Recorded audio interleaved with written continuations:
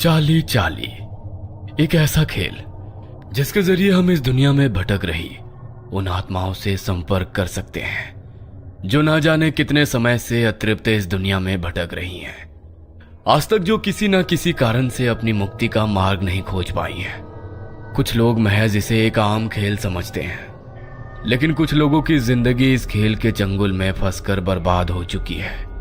आत्माएं, भूत, प्रेत, जिनके बारे में सुनकर भी इंसान को एक अलग सा डर का एहसास होने लगता है। लेकिन वही आत्माएं जब एक चुनौती बनकर इंसान के सामने आकर खड़ी हो जाए तो उसका अंजाम क्या होगा?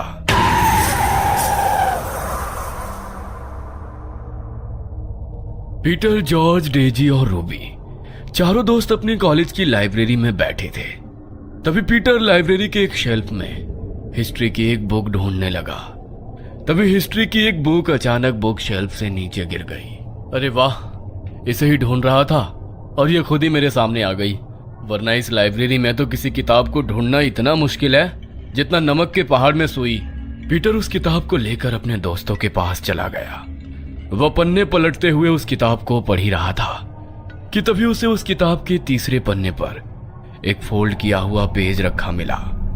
उसने उस पेज को उठाया और जैसे ही उसने खोलकर देखा तो उस पेज पर पेंसिल से प्लस का एक साइन बनाकर उसे 4 हिस्सों में बांट दिया था, जिसमें से 2 हिस्सों में बड़े बड़े अक्षरों में यस और 2 हिस्सों में बड़े बड़े अक्षरों में नो लिखा था।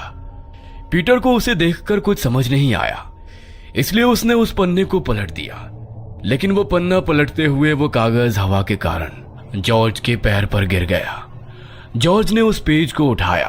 अरे ये तो चाली चाली है, लेकिन यहाँ कैसे आया? चाली चाली ये क्या है? अरे कुछ खास नहीं, बस एक गेम है। इंटरनेट पर देखा था मैंने। लोग इसे खेलकर आत्माओं से बातें करते हैं जिनका इस दुनिया में कोई अस्तित्व ही नहीं है। सब बकवास है। तुम्हें कैसे पता कि ये सब बकवास है? क्या पता इसके जरिए हम सच में आत्माओं से कनेक्ट कर सकते हो। तुम लोगों को समझ नहीं आता क्या? ये लाइब्रेरी है। इतनी देर से यहाँ पर चिल्ला चिल्ला कर शोर कर रहे हो। तुम्हें बातें करनी है तो बाहर चले जाओ यहाँ से। इतनी देर से सबको डिस्टर्ब कर रहे हो। अब सॉरी मैम, हम सब चले जाते हैं। डेजी अपने हाथ में उस पेज को लेकर वहां से जाने लगी। तभी उसके दोस्त भी उसके पीछे पीछे बाहर आ गए। देखो, मुझे तुम्हारे बारे में तो नहीं पता, लेकिन मुझे ये गेम जरूर खेलना है। इसीलिए आज रात को मैं अपने घर में ये जरूर खेलूंगी। अगर तुम में से किसी को मुझे ज्वाइन करना हो तो वो मेरे साथ आ सकता है। आ सकता है नहीं, आना ही पड़ेगा, क्योंकि इसे तुम अकेले नहीं खेल सकती। इसे खेलने के लिए कम से कम 2 लोग चाहिए। तुम चिंता मत करो, मैं तुम्हारे घर आ जाऊंगा। चाहो तो तुम दोनों भी आ सकते हो। अरे डोंट वरी, कोई आत्मा तुम्हें अपने साथ लेकर नहीं जाएगी। हाँ पता है, आ जाएंगे हम भी। सब लोग कॉलेज से अपने घर के लिए निकल गए। रात को घड़ी में जैसे ही 11 बजे तो डेजी के घर का गेट नॉक हुआ। उसने दरवाजा खोलकर देखा तो उसके दोस्त आ चुके थे। वह सबको अंदर लेकर आई। डेजी ने सभी के लिए स्नैक्स बनाकर रखे थे।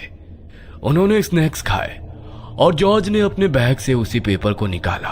खाना पीना बहुत हो गया, अब असली खेल शुरू करते हैं। डेजी, मुझे 2 पेंसिल दे दो प्लीज।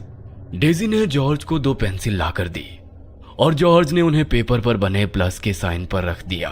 देखो, अब मैं ये गेम शुरू करने वाला हूँ और चाहे कुछ भी हो जाए, लेकिन एक बार गेम स्टार्ट होने के बाद हमें एक दूसरे का हाथ नहीं छोड़ना है। जहां तक मैंने देखा और सुना है, अगर किसी ने भी ऐसा किया तो हमारे लिए बहुत मुश्किल हो सकती है। चलो सब एक दूसरे का हाथ पकड़ लो। जॉर्ज ने बीच में उस पेपर को रखा और वो सभी उस पन्ने के इर्द गिर्द एक गोल घेरा बनाकर बैठ गए। तभी जॉर्ज ने कहा, चाली चाली, क्या तुम यहाँ हो? जॉर्ज के ऐसा कहने पर उस पेज पर रखी पेंसिल में कोई हलचल नहीं हुई। तो जॉर्ज ने फिर से कहा, चाली चाली, क्या तुम यहाँ हो? इस बार भी जॉर्ज के ऐसा पूछने पर वहां कोई हलचल नहीं हुई। तभी रूबी ने उसका मजाक उड़ाते हुए कहा, कोई चार्ली नहीं है यहाँ पर। छोड़ो ये सब बकवास, मुझे बहुत नींद आ रही है। मैं तुम्हारे रूम में सोने जा रही हूँ डेजी। इससे पहले कि जॉर्ज उसे कुछ कहता, इससे पहले ही रूबी अपना हाथ छुड़ाकर उस गोल घेरे से बाहर जाने के लिए उठ गई। ये क्या बकवास किया तुमने? तुम्हें पता है ना ये कितना डेंजरस हो सकता है। हाथ क्यों छुड़ाया तुमने? अरे कुछ नहीं है यार, रिलैक्स कर। तुझे यकीन नहीं होता ना, तो देख अभी मैं करके दिखाती हूँ। चार्ली, चार्ली, क्या तुम यहाँ पर हो? देखा, कोई भी नहीं है। ओह शिट, कोई स्पिरिट है यहाँ पर। तुमने ये क्या किया रूबी? अब बैठो यहाँ पर, वरना बहुत बड़ी मुसीबत हो जाएगी। रूबी डर के मारे उस घेरे में फिर से उन सब के साथ जॉर्ज और डेजी का हाथ पकड़कर बैठ गई।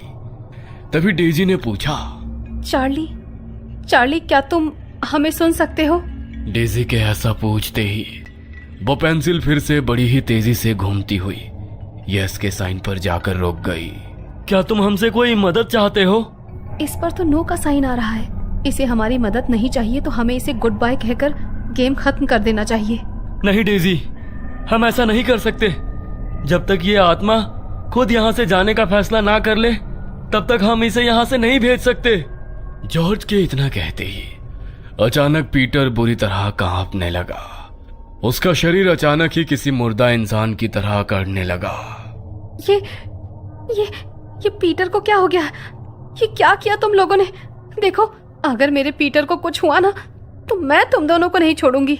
तुम्हारा दिमाग खराब हो गया है क्या रूबी? हमने पीटर को थोड़ी ना कुछ किया है। देखो, हमें ये गेम खेलना होगा। पीटर थोड़ी देर बाद अपने आप ठीक हो जाएगा।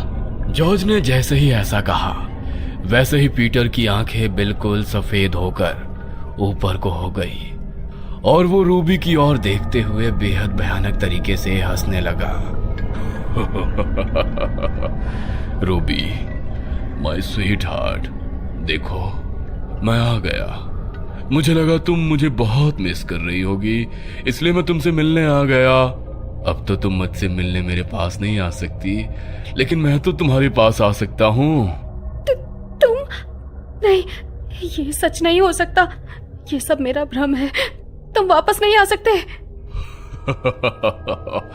नो नो नो, मैं वापस आ सकता हूँ। मैं वापस आ चुका हूँ माय लव। ये आवाज तो... इससे पहले कि डेजी आगे कुछ बोल पाती, तभी पीटर खुद ब खुद ही अपने शरीर की हड्डियों को मोड़ने लगा। उसकी एक एक हड्डी के टूटने की आवाज वहां पर गूंज रही थी। पीटर के चेहरे पर अभी भी वही शैतानी हंसी थी। कभी वो अपनी शैतानी हंसी हंसता, तो कभी अपनी हड्डियों के टूटने के दर्द से जोर जोर से चिल्लाने लगता। रूबी उसकी ऐसी हालत देखकर इस तरह सहम चुकी थी कि डर के मारे उसके मुंह से एक शब्द भी नहीं निकल रहा था। हमें यहाँ पर नहीं रुकना चाहिए। हमें चर्च में फादर के पास जाना होगा। अब वही हमारी मदद कर सकते हैं। हाँ, प्लीज प्लीज जल्दी चलो। No no no my sweetheart, तुम मेरे साथ रहो। तुमने तो मेरे साथ जीने मरने की कस्में खाई थी। अब मैं तुम्हें खुद से दूर नहीं जाने दूंगा। चलो चलो, कम ऑन, जल्दी से मेरे पास आ जाओ। नहीं नहीं, दूर हटो मुझसे। नहीं, दूर दूर हो जाओ। रूबी खुद को बचाने के लिए पीछे की तरफ खिसकने लगी। तभी पीटर अपने टूटे फूटे शरीर के साथ अचानक रूबी की ओर बढ़ा और एक ही झटके में उसे बड़ी ही तेजी से घसीटता हुआ घर के स्टोर रूम में ले गया। रूबी के चीखने की आवाजें पूरे घर में गूंजने लगी। वो मदद के लिए बेहद बुरी तरह चिल्ला रही थी। जल्दी करो जॉर्ज, हमें फादर के पास जाना होगा, वरना वो दोनों... घबराओ मत डेजी, उन्हें कुछ नहीं होगा। जल्दी चलो। वो दोनों ड्राइंग रूम की खिड़की के रास्ते से जल्दी से भागते हुए घर के पास वाले चर्च में पहुंचे। लेकिन जब तक वो दोनों वहां पहुंचे, तब तक फादर वहां से जा चुके थे। दोनों ने अपनी सुरक्षा के लिए चर्च में रखे होली क्रॉस के लॉकेट को अपने अपने गले में पहन लिया। उनके पास अब मदद के लिए कोई रास्ता नहीं था, इसलिए उन्होंने चर्च में रखे होली वाटर की बोतल को उठाया और जल्दी से घर आ गए। घर आते ही वो दोनों स्टोर रूम की तरफ गए, जहां पीटर रूबी को घसीटते हुए ले गया था। लेकिन उन दोनों ने जैसे ही स्टोर रूम का दरवाजा खोला, तो सामने का नजारा देखकर उनके रोंगटे खड़े हो गए। पीटर की तरह ही अब रूबी के शरीर की हड्डियां भी बुरी तरह टूट चुकी थी। उसकी आंखों की पुतलियां भी अब पूरी तरह सफेद पड़ चुकी थी। जॉर्ज ने उन दोनों को हाथ लगाकर देखा तो दोनों ये दुनिया छोड़कर जा चुके थे। वो दोनों ही इस सदमे को बर्दाश्त नहीं कर पा रहे थे। जॉर्ज ने उनके घर वालों को इन्फॉर्म किया और अगले दिन उनकी डेड बॉडीज को कब्रिस्तान में दफन कर दिया गया। पुलिस ने भी इस मामले में अपनी इन्वेस्टिगेशन की, लेकिन पुलिस को भी उनकी मौत से जुड़ा कोई सुराग नहीं मिला। डेजी अपने बेडरूम में अपनी आंखों में आंसू लिए खड़ी हुई थी। उसकी आंखों के सामने दीवार पर एक तस्वीर टंगी हुई थी। आपने जैसा कहा था मैंने बिल्कुल वैसा ही किया। मैंने आपका बदला ले लिया भैया, ले लिया आपका बदला मैंने। दरअसल डेजी का बड़ा भाई स्टीव रूबी से बहुत प्यार करता था। वो उससे शादी करना चाहता था, लेकिन डेजी सिर्फ उसके पैसों के लिए उसके साथ थी। उसने स्टीव को बहुत बार बेवकूफ बनाकर उससे पैसे हड़पे और उन पैसों से वो अपने दूसरे बॉयफ्रेंड पीटर के साथ अय्याशियां करने लगी। पीटर रूबी के बारे में ये सब कुछ जानता था, लेकिन वो भी पैसों का भूखा था। रूबी ने स्टीव का बहुत फायदा उठाया, लेकिन एक दिन जब स्टीव को इस बारे में पता चला तो वो ये सब सह नहीं पाया और उसने अपनी जिंदगी को हमेशा के लिए खत्म कर दिया। अपने भाई के चले जाने के बाद डेजी बिल्कुल अकेली हो गई। उसके माता पिता तो उनके बचपन में ही उन्हें छोड़कर जा चुके थे और अब डेजी के सर से उसके भाई का साया भी छीन गया। डेजी लाख कोशिश करने के बाद भी ये समझ नहीं पा रही थी कि उसके भाई ने ऐसा क्यों किया। तभी एक दिन उसे अपने भाई के बिस्तर के नीचे एक डायरी मिली, जिसे उसने अपनी जान लेने से पहले लिखा था। अपने भाई की मौत की सच्चाई जानकर डेजी और ज्यादा टूट गई। उन दोनों से अपने भाई की मौत का बदला लेकर उसे अपना भाई वापस तो नहीं मिल सकता था, लेकिन अपने भाई की मौत का बदला लेकर उसने हमेशा के लिए अपने भाई की आत्मा को मुक्त